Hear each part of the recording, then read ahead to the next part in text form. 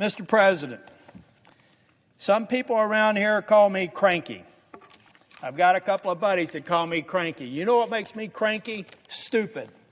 What makes me cranky is when people don't do their homework. What makes me cranky is when we tarnish the extraordinary execution of a mission I fully support in Venezuela by turning around and making insane comments about how it is our right to have territory owned by the Kingdom of Denmark. Folks, amateur hour is over. You don't speak on behalf of this U.S. Senator or the Congress. You can say it may be the position of the President of the United States that Greenland should be a part of the United States, but it's not the position of this government because we are a co-equal branch. And if that were to come to pass, there would be a vote on the floor to make it real.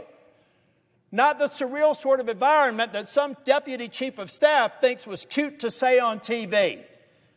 So, you want to get me back to thanking the president for all the good things he's doing? Then give him good advice.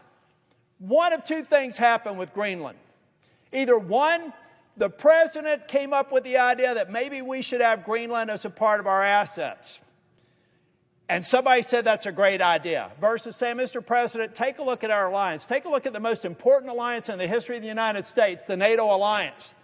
This could actually destabilize that, Mr. President. Mr. President, you should know at one point we had 17 military installations in Greenland, and they'd be happy to have us back. They're not refusing to have us have access to project power into the Arctic. We could do it without taking over a NATO country. That's the sort of advice that they should have been given. So if the president thought it was a good idea, then he needs the expertise to say, Mr. President, that's why this is not a good idea. And I would defy you to find any credible general with a star on his shoulder who would say that it is, because they understand that the NATO alliance is what has kept this nation largely, or this world, largely safe for over 75 years.